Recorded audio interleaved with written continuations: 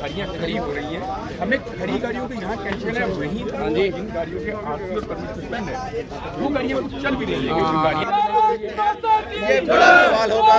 ये सीधी तस्वीरें जो आप देख रहे हैं, जो हमने आपके साथ शेयर की, मुझे लगता है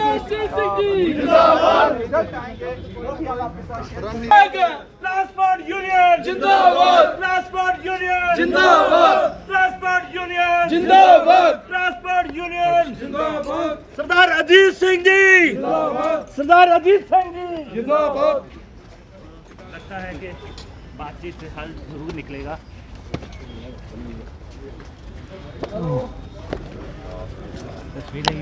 हुआ था तो हम हेल्प के लिए देवेंद्र सिंह राणा जी के पास आए थे जी। वो बीजेपी के सीनियर लीडर हैं और वो एक्चुअल में बीजेपी के ट्रांसपोर्ट के भी हेड हैं। तो पहले भी जब फिटनेस को लेके था तो उन्होंने हमारा बहुत सहयोग किया था। उन्होंने लेफ्टिनेंट गवर्नर मनोज सिन्हा जी से बातचीत करके हमारे उस मसले हल करने में भी इनका बहुत बड़ा योगदान था। आज हम पूरे ट्रांसपोर्टर और सिविल सोसाइटी के सब, क्योंकि ई चलान सिर्फ और सिर्फ ट्रांसपोर्ट का मसला नहीं है, इसमें सिविल सोसाइटी इन्वॉल्व है।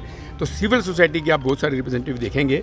जो हम आज देवेंद्र राणा जी से ये उम्मीद लेके आए कि जैसे वो शाना बिशाना पहले हमारे साथ ट्रांसपोर्ट के साथ और सिविल सोसाइटी के साथ, आवाम के साथ खड़े होते हैं, आज भी पूरी हमें उम्मीद है कि वो हमारे साथ ऐसे ही खड़े होंगे और हमारे मसले का हल निकलेगा। अगर नहीं निकलेगा तो हमारे साथ देवेंद्र सिंह राणा जी भी रोड में होंगे। हम उनसे ये उम्मीद लेके आए हैं आज। अगर बात नहीं बनती और वो रोड पर नहीं बनती तो बिल्कुल हम रोड में आएंगे और हमें पूरी उम्मीद है देवेंद्र सिंह राणा जी हमारे साथ रोड में होंगे। वो अगर रोड पर आने के लिए भी तैयार नहीं होते तो फिर देखिए, वो जनता के रिप्रेजेंटेटिव हैं, वो अवाम के चुने हुए नुमाइंदे हैं। तो हमें पूरी उम्मीद है कि वो अवाम के साथ पूरे खड़े होंगे और हमेशा खड़े होते रहे और आगे भी खड़े होंगे। थोड़ी सी जानकारी दे सकते हैं कितनी गाड़ी? हाँ, देवेंद्र राणा जी से एक बार मिल लेते हैं। अच्छा। उसके बाद वो भी बैठेंगे। अब कुछ क्वेश्चन आपने उनसे भी पूछने हैं, आप उनके लिए भी छोड़ दीजिए थोड़े से क्वेश्चन, तो उनसे मिल लेते हैं एक बार। जी, आज अपनी मांगे लेकर आप देवेंद्र राणा का इशू है, इसमें आपकी भी स्कूटी, बाइक, कार आपकी भी होगी, हमारी भी है। इसमें जैसे उन्होंने जो पैसेंजर गाड़ियां हैं, जो गुड्स कैरियर गाड़ी हैं, उनके आरसी और परमिट को सस्पेंड कर दिया। सस्पेंड का मतलब हो गया गाड़ियाँ ब्लैक लिस्ट होगी, वो सस्पेंड होगी, गाड़ियाँ रोड में नहीं चल सकती। वैसे ही जो प्राइवेट गाड़ियाँ हैं, जो स्कूटी हैं, मोटरसाइकिल हैं, कारें हैं, उनके ड्राइवरों के ड्राइविंग लाइसेंस, अगर आपका भी ड्राइविंग लाइसेंस है, आपका सस्पेंड हो गया, आप ड्राइवर सीट में नहीं बैठ सकते। यहाँ एक आदमी ड्राइविंग करके अपनी रोजी रोटी का वसीला, अपनी रोजी रोटी का एक सिस्टम चला रहा है। तो यहाँ तो माननीय प्रधानमंत्री जी बोलते हैं कि सबका साथ, सबका विश्वास, और सबका साथ, सबका विकास और सबका विश्वास। यहाँ में तो तीनों चीज़ें उल्टी हो रही हैं। जम्मू कश्मीर यूनियन टेरिटरी के जो ट्रैफिक विभाग है, ये तो प्राइम मिनिस्टर जी और ऑनरेबल लेफ्टिनेंट गवर्नर के बिल्कुल विरुद्ध चल रहे हैं। ये तो वो कर रहे हैं कि आज ट्रांसपोर्ट को और सिविल सोसाइटी को रोड में निकालने के लिए उतारू हैं, वो भी उस वक्त जिस वक्त बाबा बर्फानी जी की यात्रा चल रही है। हाई डेफिनेशन कैमरा दिनों से हमारा जो भी प्रोग्राम चल रहा है, हर दफ़ा हमारे चेयरमैन साहब, जैसे हमने डिव काम साहब, सबको मिले हैं और हम अपने प्रोसीजर जो भी है हमारे चेयरमैन साहब फॉलो कर रहे हैं, तो उसी ढंग से हम चल रहे हैं। बाकी देखते हैं आगे क्या होता है। क्या कहेंगे? अजरंग, इन्होंने क्या रंग मुकिया, अजरंग द्वारा चलने की कोशिश कर रहे हैं। जी, पहले तो मैं धन्यवाद करता हूँ आपके चैनल का। देखिए, हालात जैसे बन चुके हैं, क्योंकि जम्मू और कश्मीर की ट्रांसपोर्ट हमेशा सरकार के साथ चली है। पहला दौर आपने देखा, हमें एक टैक्स सा लगा हुआ था कि ये सरकार के लोग हैं, मगर अगर सरकार हमारे साथ कोई अच्छा काम हमारा करती है तो होना भी चाहिए। मगर हालात ऐसे बन चुके हैं, आप देखिए जम्मू और कश्मीर की जितनी भी ट्रांसपोर्ट हमारी ऑल एंड के ट्रांसपोर्ट वेलफेयर एसोसिएशन है, लोग आप देखिए उसमें खाली ट्रांसपोर्ट ही नहीं है, आम जनता, चाहे उसमें कार है, स्कूटी, मोटरसाइकिल, वो भी इसमें हिट हुए हैं। लेकिन सबसे ज़्यादा जो दायरा हमारा ट्रांसपोर्टरों का है, आप देखिए एक गाड़ी जब चलती है, चक्का चलता है, तो 3-4 फैमिलियां जो हमारी उसी गाड़ी के सर पे पलती हैं। और खाली गाड़ी नहीं है, बैंक से हमने लोन्स लिए हैं जिनकी लाखों की तादाद में हमने वो लोन लिया है। तो ये हालात ऐसे बन चुके हैं और मुझे बड़े अफसोस की बात ये कहना पड़ रहा है कि ये खाली हमारी स्टेट में ही ये सारी चीज़ें पहले शुरुआत होती है। तो मुझे लगता है कि ये हमारी स्टेट जो है एक्सपेरिमेंट स्टेट बना दी गई हुई है। आप देखिए बाकी स्टेटें हैं, उसमें अगर एक गाड़ी यूपी से चली शिवखोड़ी के दर्शन माता के करने जा रहे, तो वो ओवरलोडिंग भी थी, एक्सीडेंट हुआ उसमें। ड्राइवर वो यूपी का था, लोग वो यूपी, क्या यूपी सरकार ने वहाँ बैन कर दिया? तो बड़े यहाँ ट्रांसपोर्टरों को, अगर आज का दौर आप देखोगे तो आप लोग देखिए यहाँ एक ड्राइवर की फैमिली और ड्राइवर का इन्होंने वो लाइसेंस सस्पेंड कर दिया, गाड़ी ब्लैक लिस्टेड कर दी, 3 महीने सस्पेंड कर दिया, वो परमिट उसका सस्पेंड कर दिया। तो ये हालात ऐसे बन चुके हैं। तो फिर भी हमने एक डेडलाइन सरकार को दी थी, लेकिन आप देखिए आज पूरी ट्रांसपोर्ट हमारी यहाँ राणा जी से एक उम्मीद रखती है, ताकि कल जो आने वाला टाइम है, मुझे लगता है कि वो अगर हमारे साथ कहीं कोई समझौता नहीं होता तो हम जिम्मेवार उसके नहीं हैं।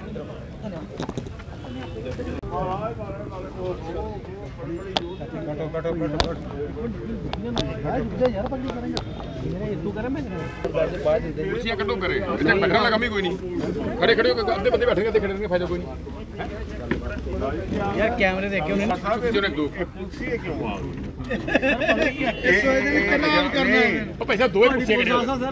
खिंचाए, 2-3 कुर्सियां ट्रांसपोर्ट से साडा परिवार बिल्कुल बिल्कुल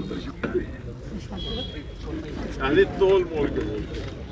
अच्छा राणा साहब में खड़ा हो बोल दो पहले तो राणा साहब करते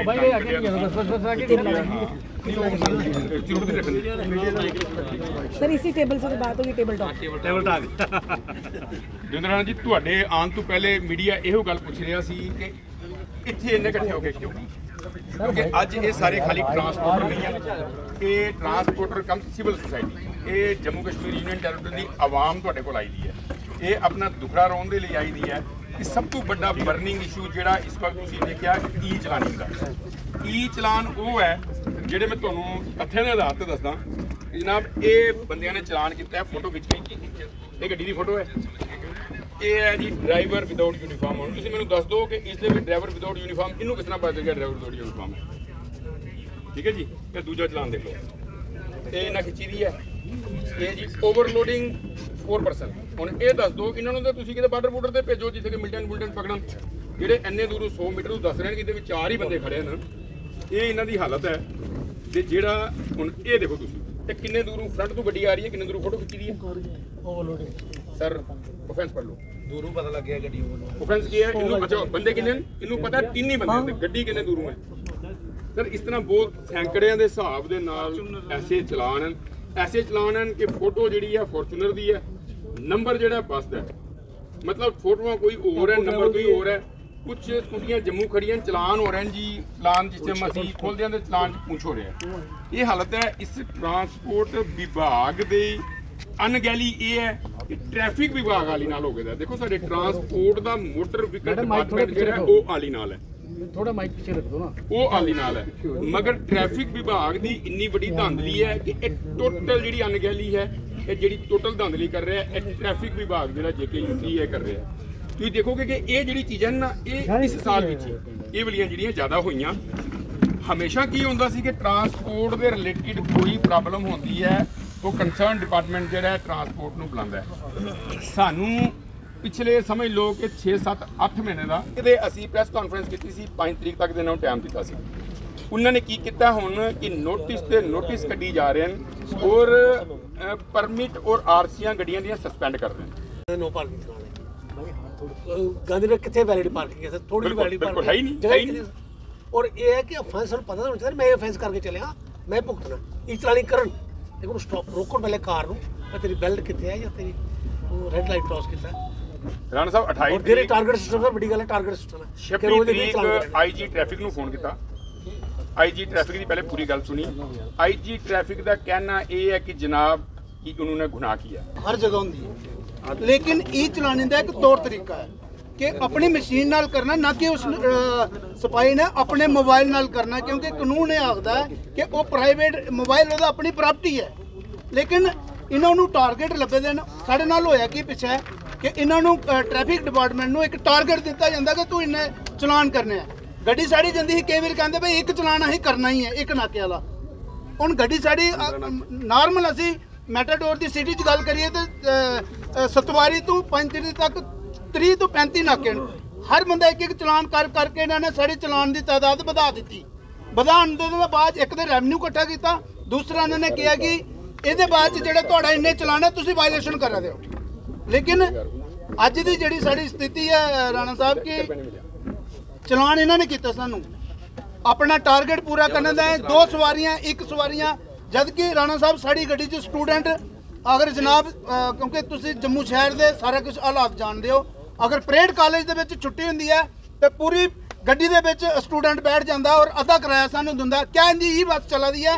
इन्हां दा एक भी स्टूडेंट उहदे च नहीं बैठ सकदा, एक भी कोई इन्हां दी गड्डी गवर्नमेंट दी उन्हां नू कोई रिलीफ नहीं दिंदी। अस प्राइवेट लोग रिलीफ भी दिंदे आ, प्राइवेट लोग असी जिस तरह चेयरमैन साहब ने विस्तार दस्सिया सर 19 वाली इलैक्शन असें लोई ट्रांसपोर्टर ने पूरी दिन रात करके बीजेपी की सेवा भी की, असें अज भी कर रहे हैं, असीं ਉਹਦੇ ਬਾਅਦ 24 ਵਾਲੀ ਵੀ ਲਾਈ ਅੱਜ ਵੀ ਕਰਨੀ। ਲੇਕਿਨ ਸਰ ਬੜੇ ਅਫਸੋਸ ਬੱਚਾ ਉਹਦੇ ਨਾਲ ਹੀ ਕੁਝ ਹੁੰਦਾ ਹੈ, ਪਰ ਸਰ ਮਾਪਿਓ ਦੀ ਸੇਵਾ ਕਰਦਾ ਉਹਦੇ ਨਾਲ ਹੀ ਕੁਝ ਹੁੰਦਾ ਹੈ। ਪਰ ਸਰ ਬੜੇ ਅਫਸੋਸ ਦੀ ਗੱਲ ਹੈ ਸਾਨੂੰ 3 ਰੈਲੀਆਂ ਦੇ ਪੈਸੇ ਅੱਜ ਤੱਕ ਸਾਨੂੰ ਉਹ ਵੀ ਨਹੀਂ ਮਿਲੇ। ਇਸ ਤਰ੍ਹਾਂ ਦੀ ਗੱਲ ਚੱਲਦੀ ਹੈ। ਦੇਖੋ ਜੀ ਪੂਰਾ ਰੋਡ ਤੇ ਆ ਜਾਣਗੇ ਸਾਰੇ ਲੋਕ। ਪਹਿਲੇ ਤੇ ਮੈਨੂੰ ਨਹੀਂ ਧੱਕੇ ਮਾਰਨਾ ਕਿਆ सब तो इम्पोर्टेंट गल ये है कि ट्रांसपोर्ट इंडस्ट्री जो है वो जम्मू कश्मीर की एक बड़ी अहम इंडस्ट्री है और ट्रांसपोर्ट इंडस्ट्री जो है वो ट्रांसपोर्ट इंडस्ट्री पे हमारी इकॉनमी बहुत हद तक मुयसर करती है, डिपेंड करती है। ट्रांसपोर्ट इंडस्ट्री पिछले कुछ सालों से अंडर डिस्ट्रेस है। ट्रांसपोर्ट इंडस्ट्री पे बहुत परेशानी है। जो लोग ट्रांसपोर्ट इंडस्ट्री को जानते हैं, एक मिनट चुप करो यार, तो है कैमरे लाते था मेरी गल का ना आदमी का दिमाग उसे हो चुप करो यार, सुन लो एक मिनट है ना, एक मिनट भाई थले खड़ी है जो करना कर टेबल पे रखो, टेबल पे रखो, टेबल छोटा रखो जिन्हें आने रखो ना। वो जम्मू कश्मीर की इकानमी का एक बड़ा अहम हिस्सा है और जम्मू कश्मीर के जी दूसरी तरफ यह है कि ट्रांसपोर्टर की जिम्मेवारी भी बड़ी है। लोगों की हिफाजत, लोगों की सेफ्टी और किसी आदमी की कोई नुकसान नहीं होए, जेड़े भी चलन वो लोग जेड़े सेफ जान और उनकी सेफ ट्रांसपोर्ट होए और उनका सारा का सारा जोड़ा आउन जाने का सिस्टम है वो एफिशिएंटली हैंडल हो, वो भी जिम्मेवारी ट्रांसपोर्ट डिपार्टमेंट। और फिर उसके अलावा जेड़े सारा ट्रांसपोर्ट मेवा जादा या होर समान जादा उसी टाइमली ट्रांसपोर्ट किया जाए और एफिशिएंटली वो भी ट्रांसपोर्टर की जिम्मेवारी है। सो इसलिए हार्टिकल्चर टूरिज्म भी ट्रांसपोर्ट के उपर कुछ ना कुछ मुयसर करता है। ये कोई शक नहीं कि पिछे कुछ ऐसे वाक़ात होए जियां एक अखनूर एक्सीडेंट होया और एक्सीडेंट होए जिदे एक आम जेड़े हिल रोड पर एक्सीडेंट हुआ दे आम आदमी जोड़ा इस गल के उपर चिंतित है कि क्यों ये एक्सीडेंट हुआ दे, क्योंकि कोई भी जान जाए वो किसी की भी होए उसकी जिम्मेवारी साढ़े उपर बनती है, ट्रांसपोर्ट इंडस्ट्री उपर भी बनती है। ट्रांसपोर्ट इंडस्ट्री ने बड़ी जिम्मेवारी कन्नै उत्थे ये दिखना है कि लोगों की पैसेंजर्स की सेफ्टी और एफिशिएंटली और सेफली जोड़े पैसेंजर्स हैं वो चलन, ये थोड़ी जिम्मेवारी है, कोई शक। जिहड़ा ई चलानिंग का सिस्टम है तुम्हें पता है, ई चलानिंग का सिस्टम पूरे हिंदुस्तान में लागू है, लेकिन जिहड़ा गवर्नमेंट ने ये एक स्टैप लिया कि 8000 कमर्शियल गड्डियों के परमिट कैंसल कर दो। मैं समझना ज़ाती तौर पर कि ये बड़ा एक आर्बिट्रेरी एक्शन है। मैं नहीं आता कि कार्रवाई नहीं होनी चाहिए, होनी चाहिए। अगर कोई आदमी गलत है कार्रवाई होनी चाहिए। अगर कोई आदमी ड्राइविंग लाइसेंस करा रहा, साड़ा जो ड्राइवर था जम्मू कश्मीर था उसकी मिसाल पूरे हिंदुस्तान में दी थी।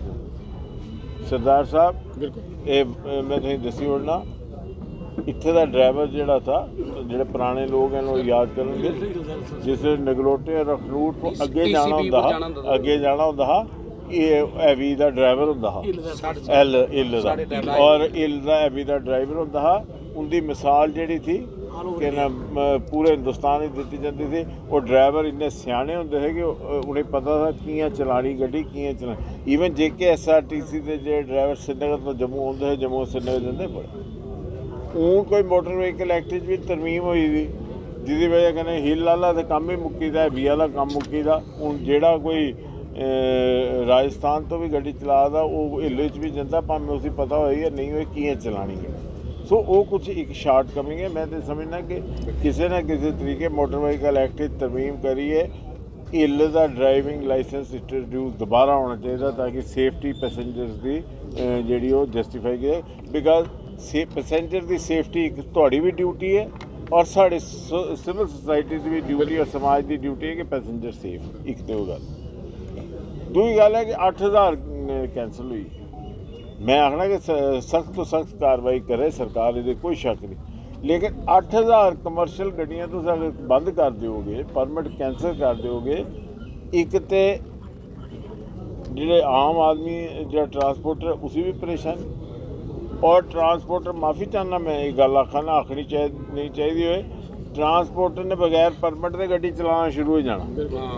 माफ़ी चाहना मैं प्रैक्टिकल गल करा और वो ज़्यादा खतरनाक है क्योंकि अगर बगैर परमिट के गड्डी चलती है और अगर उस बगैर परमिट के गड्डी के करने नुकसान होता है तो वो ज़्यादा डेंजरस है क्योंकि ट्रांसपोर्ट ओनर लिए भी ट्रांसपोर्टर लिए भी और कई कॉम्पलीकेशन आउंगे। मैं इस मसले का मेरे को संज्ञान साढ़े BJP के ट्रांसपोर्ट सैल ने भी लिया था। सरदार साहब ने भी मेरे कन्ने 2-3 बारी गल की। मैं UT के आला अधिकारी में नाम नहीं लेना चाहूँगा, आला अधिकारियों कन्ने मैं संवेदना की है कि ये कोई शक नहीं कि तुम लॉ की इंप्लीमेंट कराओ। लॉ इंप्लीमेंट साढ़े ट्रांसपोर्टर हमेशा किया, साढ़े ट्रांसपोर्टर हमेशा कोपरेट किया। मैं अज का नहीं आखा चौधरी साहब 1987 तो मैं दिखाना ट्रांसपोर्ट इंडस्ट्री जी है उसने हमेशा कोपरेट किया। मतलब क्या ट्रैफिक करने क्या मोटर व्हीकल डिपार्टमेंट करने उन्हें कोपरेट किया। अज भी मैं पूरा यकीन है कि ट्रांसपोर्ट इंडस्ट्री ये नहीं चाहती कि मैं कानून के खिलाफ चलूँ। लेकिन अगर कोई गलतियाँ हुई या कमियाँ रही मेरी तो इनके माध्यम करने ये है और मैं तुम्हें आश्वासन देना कि मैं भी टेकअप कराँगा। एक टाइम इस गल का कोई ना कोई हल कढ़िए, एक बार इन्हें वार्निंग दी जाए, फिर एक सिस्टम बनाई दिता जाए कि भाई ये सिस्टम है जोड़ा ये वाले उन्हें अगर कोई आदमी 50 बारी लाइसेंस मेरे को लाइसेंस मैं 50 बारी मेरा चलान हो जाता महीने मैं डिजर्व नहीं करता गड्डी चलाना। देखो ये कोई दो राय नहीं होनी चाहिए, दो राय नहीं होनी चाहिए। इसलिए मेरी ये बिनती है कि तुम भी सरकार कन्नै गल करो, मैं भी सरकार कन्नै गल करा। अस हमेशा थोड़े कन्नै खड़ोते क्योंकि ट्रांसपोर्ट इंडस्ट्री जी है वो जम्मू की इंडस्ट्री है। कोई ऐसी जरूरत नहीं पानी तुम कि ना एजिटेशन करो, कोई जरूरत नहीं। क्यों करनी? तो साढ़े लोग हो, तो साढ़े इत्थे दे माशरे के लोग हो, साढ़े अपने लोग हो, अस थोड़े कन्नै खड़े हाँ। असें गौरमेंट कन्नै ये इल्तजा करनी मैं पहले भी की है कि बराए मेहरबानी कानून के खिलाफ नहीं अस चलना चाहते। जो होई आ उसी और एक मौका दिता जाए, थोड़े कन्नै बेहिए एक बनाया जाए भाई अगर ये होएगा तो फिर नहीं लिहाज होएगा, ये लिहाज नहीं होएगा। लेकिन 8000 का परमिट कैंसल करना ये कोई जवाजियत नहीं। टोटल गड्डी कितनी है सर साहब? कमर्शियल तो बहुत है इस तरह जम्मू कश्मीर देखोगे 3.5 लाख गड्डी रजिस्टर्ड है। 3.5 लाख गड्डी जब 20% तो उड़ाई उड़े दिल्ली इंक्रीज हो रही है 10,000 तक। और चौधरी साहब 20% से उड़ी आ 20% गड्डी उड़ी तो फाके लगी मेरी सुनो। इसलिए मैं भी आज मैं तो यकीन दिलाना चाहना आज सरकार के आला अधिकारियों कन्नै लांगे और तुसें भी उहदे कन्नै गल करनी मिली जुली कोई ना कोई हल कड्डांगे। लेकिन मेरी थोड़े अगे फिर अपील सरदार साहब तुसीं बैठे दे सारे सीनियर ट्रांसपोर्टर बैठे दे, कोई नवा आदमी नहीं है, बड़े पुराने तजर्बेकार इतने लोग बैठे दे। एक किश होणगे नौजवान लेकिन इतने बड़े बड़े तजर्बेकार मैं दिखी है, सारे तजर्बेकार और पुराने आदमी बैठे दे। शहर की जिम्मेवारी भी तुहाडे उपर है और लोगों की जिम्मेवारी भी तुहाडे उपर है।